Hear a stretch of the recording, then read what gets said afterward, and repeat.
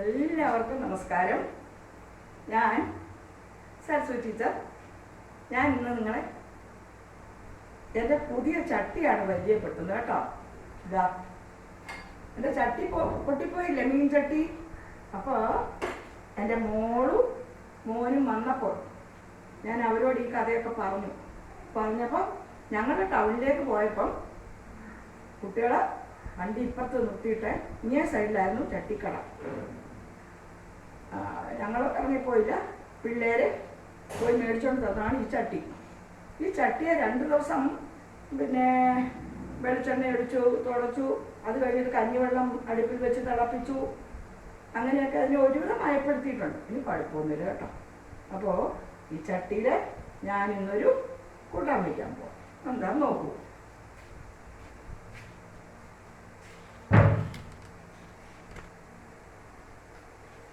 അതായത് നോക്കൂ, ചട്ടി അടുപ്പത്ത് വെച്ചു.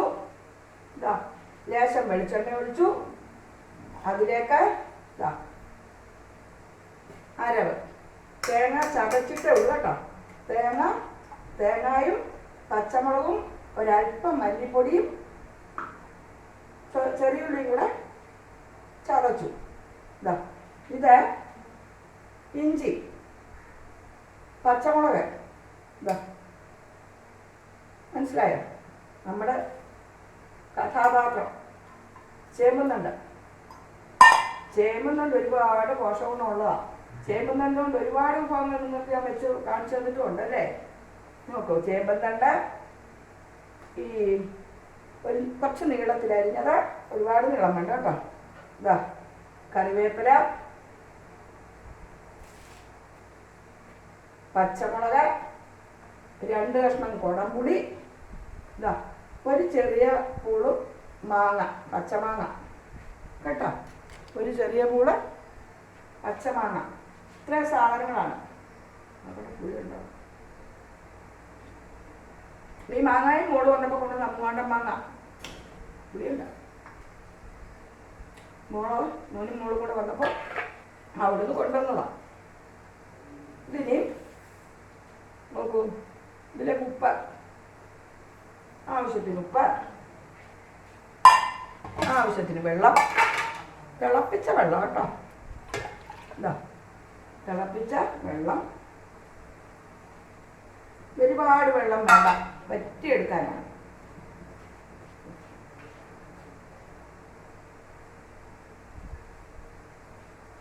ഇത് വേണമെങ്കിൽ 2 മുരിങ്ങക്കായും കൂടി ഇടാമേ. അപ്പം ടേസ്റ്റ് അങ്ങ് മാറും. ഒരു ടേസ്റ്റ് മതി.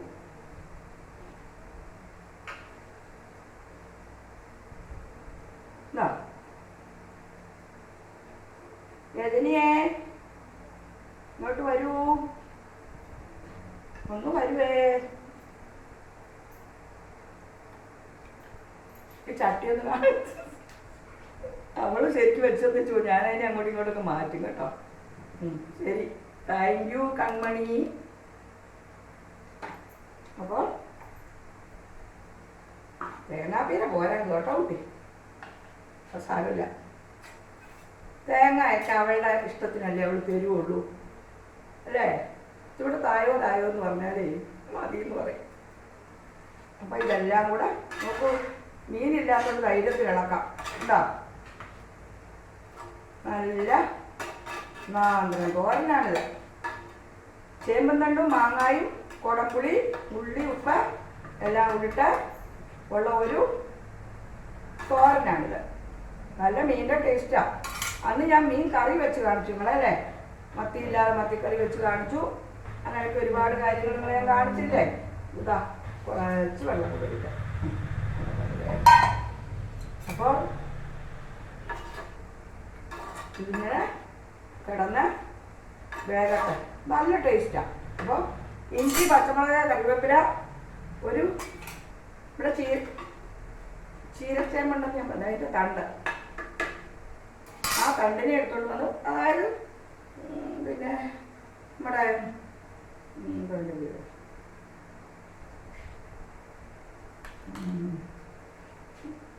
ചൊറിയാത്ത ചേമ്പും തണ്ട് കരിയൊക്കെയാണ് അതിൻ്റെ കേട്ടോ.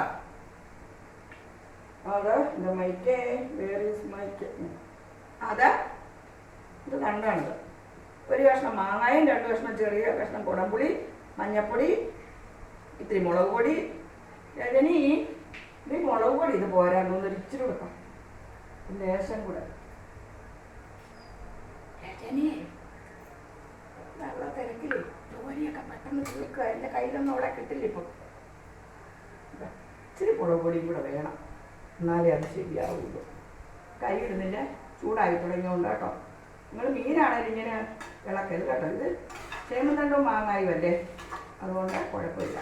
2 കഷ്ണം ചെറിയ ഉള്ളി, 2 പച്ചമുളക്, 1 കഷ്ണം മാങ്ങായ ചെറുതായിട്ട് അരിഞ്ഞത്, ഒരു കഷ്ണം കുടംപുളിയെ 2 ആക്കിയത്. ഇത്ര സാധനങ്ങളാണ് ഇതിലുള്ളത്. ഇത് ഒരു അടപ്പ് തരാമോ സഹോദരി? അത് വെള്ളത്തിൻ്റെ അടപ്പാണ് കേട്ടോ, അത് കാരണം അതെടുക്കണ്ട. അപ്പോൾ ഇതിനി അവിടെ തന്നെ വരട്ടെ. അടപ്പ് കിട്ടി, താങ്ക് യു. ഒരു 2 തള തിളച്ച് കഴിയുമ്പോഴേ തിരി താത്തി വെച്ചാൽ മതി. അവിടെ കിടന്ന് വറ്റണം. അത് വറ്റി പീര പോരാകണം, എന്നെങ്കിലേ അതിൻ്റെ ടേസ്റ്റ് വരൂ.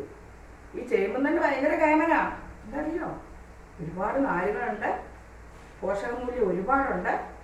അപ്പോൾ ഇടയ്ക്കിടയ്ക്ക് നമ്മൾ വീട്ടുമുറ്റത്ത് ഒറ്റ മൂട് ചീരച്ചേമ്പോ അല്ലെ ചൊറിയാത്ത ചേമ്പോ വെച്ചാൽ മതി. ഇടയ്ക്കിടയ്ക്ക് ഇലയും എടുക്കാം, തണ്ടും എടുക്കാം. ഇന്ന് ഞാനാണേലുണ്ടല്ലോ ഇതിൻ്റെ ഇലയ്ക്കകത്താണ് ഇഡലി ഉണ്ടാക്കിയത്. തട്ടിൽ ഇഡലി വെച്ച് കഴിഞ്ഞപ്പോൾ തട്ടിൽ നമ്മൾ അപ്പമൊക്കെ ഉണ്ടാക്കുന്ന തട്ടില്ലേ, കിണ്ണനപ്പൊക്കെ, ആ തട്ടിലേക്ക് ഒരു ചേമ്പും തണ്ടിനെ കരി വൃത്തിയാക്കി എടുത്ത് അതിലേക്ക് വെച്ചിട്ട് 2 ദ്രവി ഇഡ്ഡലി മാവ് ഒഴിച്ചു കഴിഞ്ഞ് അതിൻ്റെ മുകളിൽ മാഷക്കുള്ള ഒരു 4 ഇഡ്ഡലി കുഴിയിൽ ഒഴിച്ചു വെച്ചു.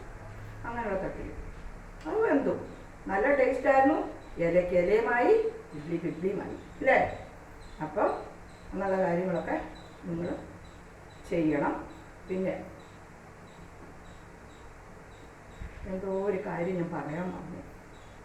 ഞാൻ ഒരു ബ്യൂട്ടി ടിപ്പ് ഇട്ടിരുന്നു. അത് എൻ്റെ ജീവിതത്തിൽ ഞാൻ ചെയ്യുന്ന ചില കാര്യങ്ങളാണ്, അല്ലാതെ അത് വലിയ ഇതായിട്ടുള്ള ഒന്നുമല്ല. പിന്നെ എൻ്റെ ഒരു സ്റ്റുഡൻറ്റ് ആയുർവേദ ഡോക്ടറുണ്ട്. ഞാൻ നിങ്ങൾക്കൊരു നിങ്ങൾ എടുത്താലും കൊള്ളാം, എടുത്തിട്ട് തരുമുണ്ടാ കൊള്ളാം, അത് നിങ്ങളുടെ ഇഷ്ടം. അവൾ പറഞ്ഞു, അവൾ കാപ്പിപ്പൊടി ഒരുപാട് പ്രാവശ്യം മുഖത്ത് തേക്കരുതെന്ന്, സ്കിന്നിനത് ബുദ്ധിമുട്ടുണ്ടാക്കും. എന്നാൽ നമ്മൾ കാപ്പി കുടിക്കുന്നില്ലേ, കട്ടൻ കാപ്പി കുടിക്കുന്നില്ലേ, അത് നല്ലോണം വെള്ളത്തിൽ കിടന്ന് തിളച്ച് കഴിയുമ്പോൾ അത് വേറൊരു ഫോമിലേക്ക് മാറും.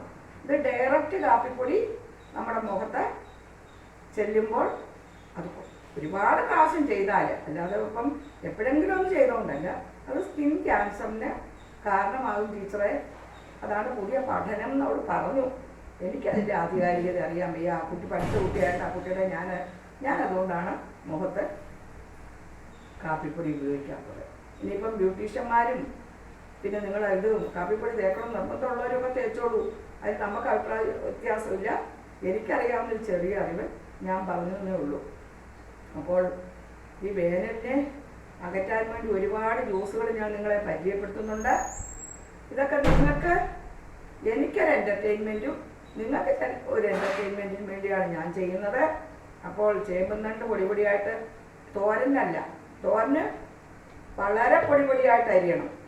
ഇത് ഒരു മീനൊക്കെ പോലെ നീളത്തിലുള്ള കഷ്ണങ്ങളാക്കി മുറിച്ചിട്ട് 1 കഷ്ണം മാങ്ങയും 1 കഷ്ണം കുടംപുളിയെ 2ആയിട്ട് കീറിയതും പച്ചമുളകും ഇഞ്ചി എല്ലാം ഇട്ട് മുളക് പൊടി, ഇത്തിരി മല്ലിപ്പൊടി അതിലിട്ടിട്ട് തേങ്ങായും വെളുത്തുള്ളിയും ചെറിയുള്ളിയും കൂടെ പച്ചമുളകും കൂടെ ഒന്ന് ചതച്ചെടുത്തത്, അതാണ് ഇതിലെ കൂട്ടം.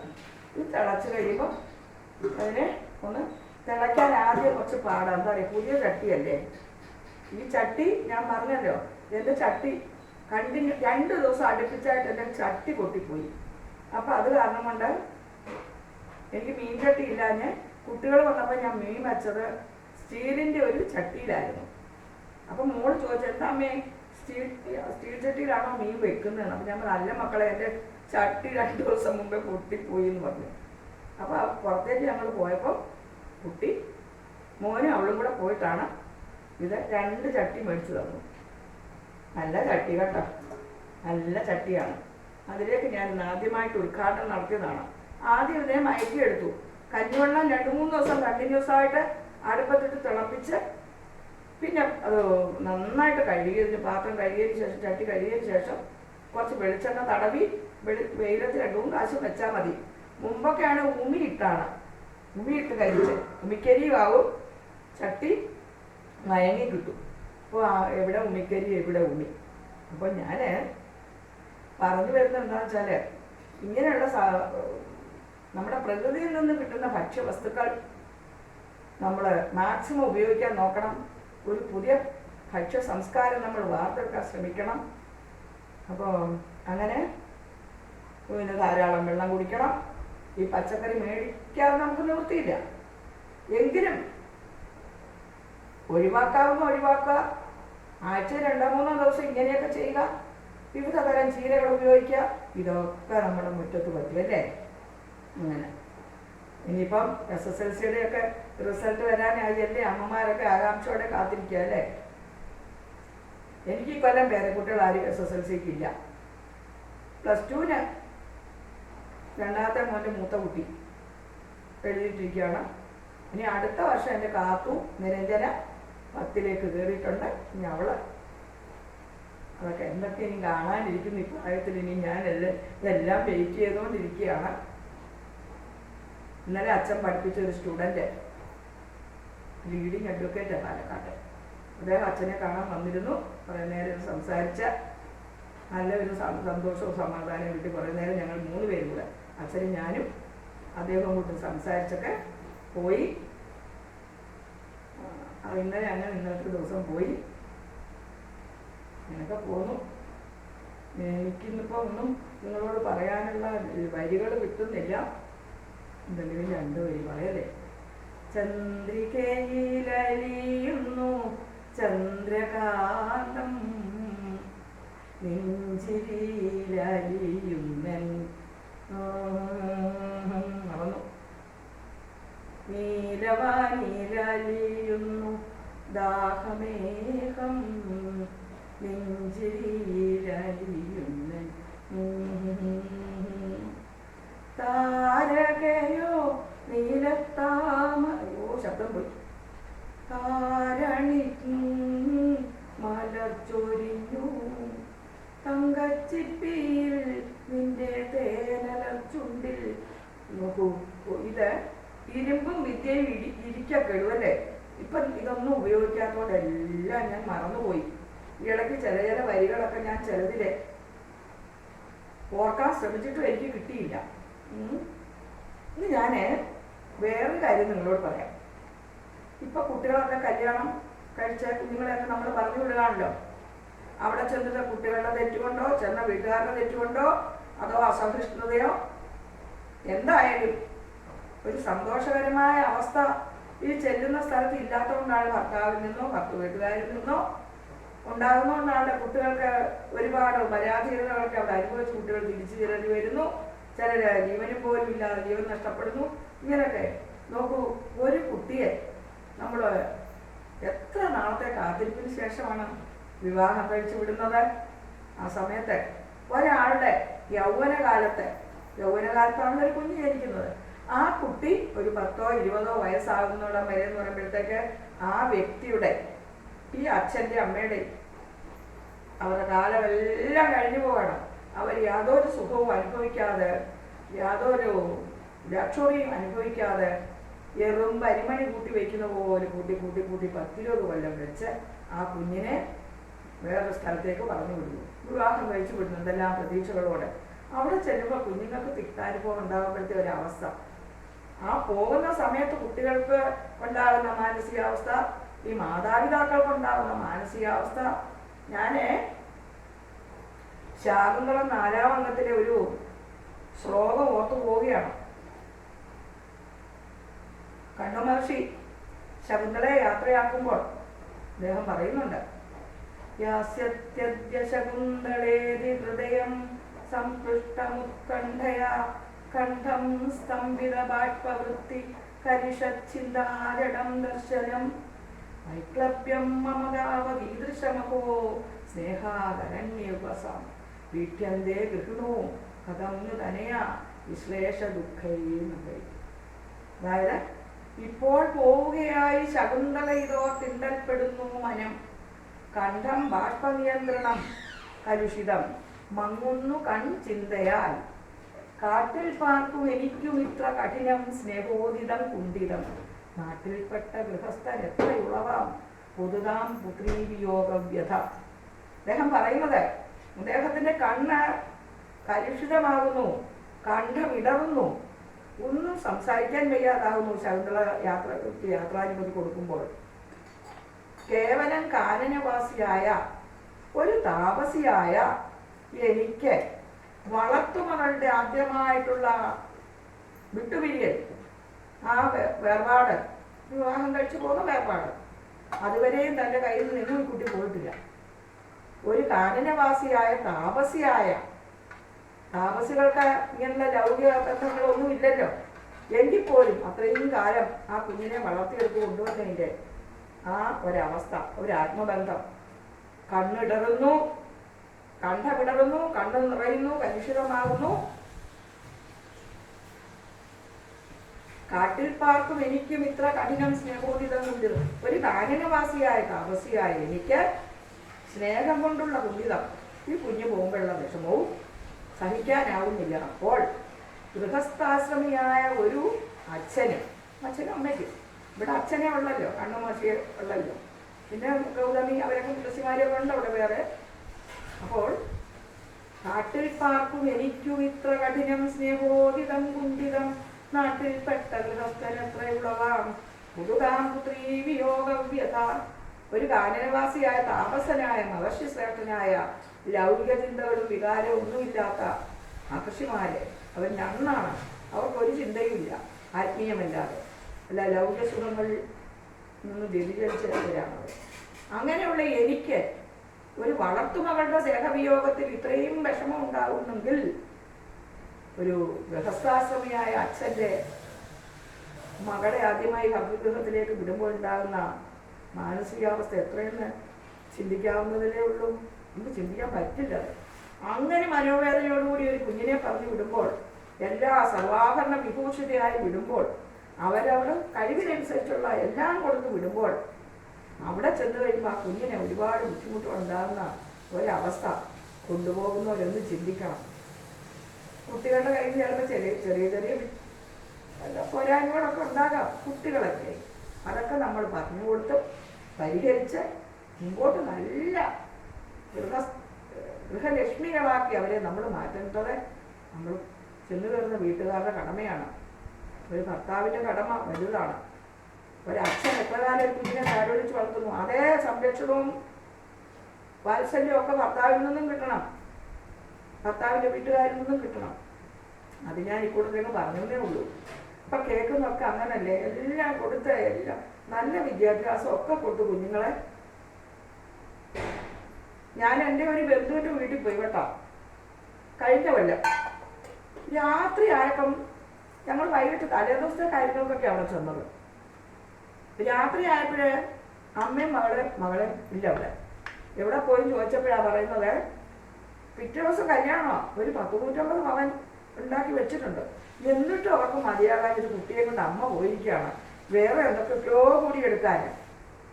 അവർക്ക് ആഗ്രഹം കഴിയുന്നില്ല. കുട്ടിക്ക് എത്ര കൊടുത്തിട്ടും നമ്മളൊന്നും കൊടുക്കണ്ടെന്ന് പറഞ്ഞാൽ നമ്മുടെ സമ്പാദ്യമൊക്കെ നമ്മുടെ കുഞ്ഞുങ്ങൾക്കല്ലേ. അപ്പോൾ നമ്മൾ മാക്സിമം കഴിവിൻ്റെ പരമാവധി കൊടുത്ത കുട്ടികളെ പറഞ്ഞു വിടുന്നത്. അപ്പോൾ പോകുന്ന കുട്ടികളും സ്വീകരിക്കുന്ന വീട്ടുകാരും ഒക്കെ വളരെയധികം ശ്രദ്ധയോടുകൂടി എല്ലാ കാര്യങ്ങളും മുമ്പോട്ട് കൊണ്ടുപോകണം. എല്ലാ കുഞ്ഞുങ്ങൾക്കും, കല്യാണം കഴിച്ചു കൊടുക്കുന്ന എല്ലാ കുട്ടികൾക്കും ഒരു നല്ല കുടുംബജീവിതം ഉണ്ടാകാൻ വേണ്ടി ഞാൻ പ്രാർത്ഥിക്കുന്നു. എൻ്റെ മൈക്ക് നിന്നുപോയി എന്ന് തോന്നുന്നല്ല രജനിയെ. മൈക്ക് നിന്നോ? ഇല്ല. ഏതായാലും ഞാൻ ഇതൊന്ന് നോക്കട്ടെ.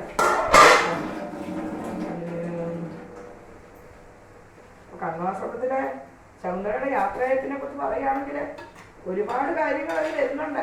ഞാൻ ഓരോന്നായിട്ട് നിങ്ങളോട് പറയാം. ഞാൻ സംസ്കൃത പണ്ഡിതയൊന്നും അല്ല, എനിക്ക് ഒരുപാട് സംസ്കൃതമൊന്നും അറിയില്ല. എൻ്റെ സെക്കൻഡ് ലാംഗ്വേജ് മാത്രമായിരുന്നു സംസ്കൃതം. അത് കാരണം കൊണ്ട് സംസ്കൃതം നന്നായിട്ട് ഉള്ള ആൾക്കാരുണ്ടല്ലോ, അവരൊക്കെ കേൾക്കുമ്പോൾ ഞാൻ ഈ സംസ്കൃത ശ്ലോകങ്ങളൊക്കെ ചൊല്ലുമ്പോൾ അതിലുണ്ടാവുന്ന അപാകതകളൊക്കെ എന്നോട് ക്ഷമിക്കണം കേട്ടോ. അന്ന് 4 പുസ്തകങ്ങൾ പഠിക്കാൻ വേണ്ടി മാത്രമാണ് സംസ്കൃതം പഠിച്ചത്. അതുകൊണ്ട് എൻ്റെ സംസ്കൃതത്തിൽ എന്തെങ്കിലും അപാകതയോ തെറ്റുകുറ്റങ്ങളുണ്ടെങ്കിൽ നിങ്ങൾ എന്നോട് ക്ഷമിക്കണം. പിന്നെ ഇത് 40 കൊല്ലം മുമ്പ്, 40 അല്ല 50 കൊല്ലം മുമ്പാണ് ഞാനിത് പഠിച്ചിരിക്കുന്നത്. 50 അല്ല 54 കൊല്ലം മുമ്പ് പഠിച്ചത് എൻ്റെ ഓർമ്മയിൽ. അപ്പോൾ അത് ആവശ്യമില്ലല്ലോ, ഉപയോഗിക്കുന്നില്ലല്ലോ. അപ്പോൾ അതിങ്ങനെ ഓർമ്മയിൽ തന്നെ നിൽക്കുകയാണ്. ഞാൻ നോക്കട്ടെ ഇതിന് എന്തൊക്കെ ഉണ്ടെന്ന്. എൻ്റെ രജനി, ഇതിൻ്റെ രുചി അപാരമാണ്. നീ മത്സ്യം കഴിക്കാത്തപ്പോൾ ഇങ്ങനെയൊക്കെ വെച്ച് കഴിക്കണമടി, അതൊക്കെ നല്ലതല്ലേ ശരീരത്തിന്. അവർക്ക് മീനിൻ്റെ രുചി പോലും ഇഷ്ടമല്ല, മീനിൻ്റെ രീതിയിൽ. ഇനി മീനൊക്കെ ഉണ്ടല്ലോ, ആ രുചി വരുന്നത് എന്താണെന്നറിയാം, നമ്മൾ ചേർക്കുന്ന മസാലകളുടെയാണ് ആ രുചി. അല്ലാതെ മത്സ്യം മാംസം അതിനൊക്കെ അതിൻ്റേതായൊരു രുചിയാണ് ഉള്ളത്. നമ്മൾ ഈ മസാലക്കൂട്ടുകൾ ചേർക്കുന്നതുകൊണ്ടാണ് അതിന് വേറെ രുചി വരുന്നത്. അപ്പോൾ ആ മസാലക്കൂട്ടുകൾ ഏത് ചേർത്താലും അത് അതിൻ്റേതായ രുചികൾ വരും. ചിക്കൻ മസാലകൾ ചേർത്താൽ ചിക്കൻ്റെ രുചി വരും, മീൻ മസാലകൾ ചേർത്താൽ മീനിൻ്റെ രുചി വരും. ഇത്രയൊക്കെ പറഞ്ഞുകൊണ്ട് ഞാൻ ഈ വീഡിയോ ഇവിടെ അവസാനിപ്പിക്കുന്നു. ഞാനിപ്പോൾ നിങ്ങളോട് ലൈക്കും കമൻറ്റും സബ്സ്ക്രിപ്ഷനും ഒന്നും പറയാത്ത കൊണ്ട് ആരും ഒന്നും ചെയ്യുന്നില്ല കേട്ടോ. ഞാൻ എത്ര കാര്യമായിട്ട് ഇത്രയും വയ്യാടി മിണ്ടില്ല, ഇത്ര പ്രായമായിട്ട് ഞാനിതൊക്കെ ചെയ്യുന്നുണ്ടല്ലോ, എന്നിട്ട് നിങ്ങൾ ആരും എന്നെ സപ്പോർട്ട് ചെയ്യാത്ത എന്താണെന്ന് ആലോചിക്കുമ്പോൾ എനിക്കൊരു വിഷമമുണ്ട്. നമുക്ക് കൂടുതൽ ഇത് വരുന്നത് നമുക്ക് സന്തോഷമല്ലേ. നമ്മൾ പരീക്ഷയ്ക്ക് പഠിക്കുന്നു, കുട്ടികൾ പഠിക്കുന്നു, 1 മാർക്ക് കൂടുതൽ കിട്ടുമ്പോൾ എന്ത് സന്തോഷമാണ്, അതേ സന്തോഷം എനിക്കും. അപ്പം അതുകൊണ്ട് ഇത് ഭാഗമായി തുടങ്ങി നല്ലോണം കുറുക വയ്ക്കണം. കൃഷ്ണ നല്ല രുചി. അപ്പോൾ പിന്നെ എല്ലാവരും നല്ല ഈശ്വരചിന്തയോടുകൂടിയൊക്കെ ജീവിക്കണം. ഈശ്വരചിന്ത കഴിഞ്ഞേ പറ്റൊന്നുള്ളൂ.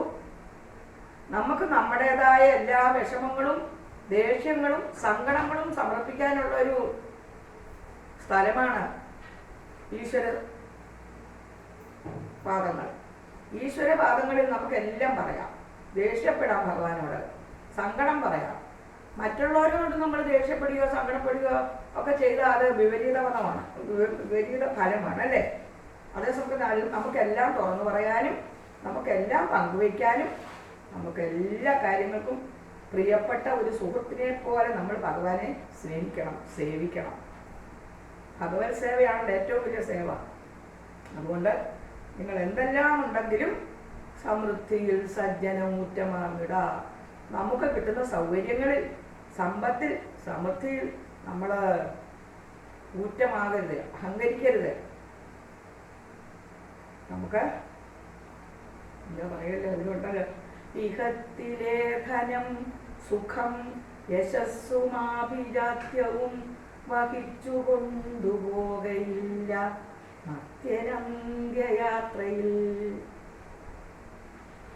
ഇഹത്തിലെ ധനം സുഖം യശസ്സും ആഭിജാത്യവും വഹിച്ചു കൊണ്ടുപോകയില്ല മധ്യനന്ത്യയാത്രയിൽ. അഹന്ത കൊണ്ടഴുക്കുപെട്ടിയാത്ത പുണ്യമൊന്നുതാൻ മഹത്തരം പ്രയോജനം ഫലത്തിലും വരുത്തിടും. അഹങ്കാരം കൊണ്ട് അഴുക്കുപെടാത്ത, മലിനപ്പെടാത്ത, അഹന്ത കൊണ്ട്, അഹങ്കാരം ഞാനെന്ന ഭാവം അതുകൊണ്ട് മലിനപ്പെടാത്ത ആ നന്മ ഒന്ന് മാത്രമേ നമുക്ക് ഇഹലോകത്തിലെ പോലെ പരലോകത്തും പ്രയോജനപ്പെടുകയുള്ളൂ. ഈ ഭൂമിയിലെ ധനം, സമ്പത്ത്, പദവി, പ്രൗഢി ഒന്നും നമ്മൾ മരിക്കുമ്പോൾ കൊണ്ടുപോകുന്നില്ല. അഹങ്കാരം കൊണ്ട് മലിനപ്പെടാത്ത സൽ പ്രവർത്തികൾ കൊണ്ട് യശസ് വർദ്ധിപ്പിക്കുന്ന ഒന്ന്, അഹന്ത കൊണ്ട് അഴുക്കുപെടാത്ത പുണ്യം, അത് പുണ്യമാണ്. ആ പുണ്യം ഒന്ന് മാത്രമേ നമുക്ക് പരലോകത്തും പ്രയോജനപ്പെടുകയുള്ളൂ. കേട്ടല്ലേ രജനിയെ? രജനി ഇല്ലാതെ എനിക്ക് എന്ത് വയസ്സുകാലത്ത്? അവളല്ലേ എൻ്റെ എൻ്റെ ഊർജവും ഉശിരും എല്ലാം അവളാണ്. പക്ഷെ അവളെ കുറച്ച് സമയം കിട്ടുള്ളൂ. വയ്യോളം കിട്ടിയാൽ ഞാൻ എന്തായിരിക്കും എൻ്റെ അമ്മയെ. അപ്പോൾ അങ്ങനെയൊക്കെ ഈ വീഡിയോ ഞാൻ നിങ്ങൾക്ക് സമർപ്പിക്കുന്നു. ഈ കൂട്ടാൻ നിങ്ങൾക്ക് ഉച്ചക്കത്തേക്ക് ഞാൻ സമർപ്പിക്കുന്നു. എല്ലാവരും ഇതുപോലെ കുറിച്ച് നോക്കണം. എല്ലാവരും എന്നെ സപ്പോർട്ട് ചെയ്യണം. കുറേ നാളോടാണ് ഞാൻ പറയുന്നത്. Please like, comment and subscribe. എല്ലാവർക്കും ഫോർവേഡ് ചെയ്ത് വിടുക. നോക്കട്ടെ നിങ്ങൾ എത്ര പേര് ചെയ്യുന്നുണ്ടെന്ന്. നിങ്ങൾക്ക് ഇഷ്ടപ്പെട്ടാലും ഇല്ലെങ്കിലും നിങ്ങളുടേതായ അഭിപ്രായം നിങ്ങൾ അറിയിക്കണം. അതല്ലേ ഒരു പ്രവൃത്തി നമ്മൾ ചെയ്യുമ്പോൾ ധാരാളം അഭിപ്രായവും ഇഷ്ടമല്ലേ നമ്മളെ വീണ്ടും വീണ്ടും കർമ്മനിരതരാക്കുന്നത്. അതുകൊണ്ട് എല്ലാവരും എന്നാലേ പിന്നെയും പരിശ്രമിക്കാൻ നമുക്ക് സാധിക്കുകയുള്ളൂ. അതുകൊണ്ട് എൻ്റെ മീനൊക്കെ നന്നായി വറ്റി കുറുകി ബസ്. എല്ലാവർക്കും നമസ്കാരം. രജനിയെ ഞാനിവിടെ വെച്ചത് അവസാനിപ്പിക്കുക കേട്ടോ. താൽക്കാലികമായി എല്ലാവരോടും വിട ചൊല്ലുന്നു. ബായ്. എല്ലാവർക്കും ഒരു ഗുഡ് ആഫ്റ്റർനൂൺ.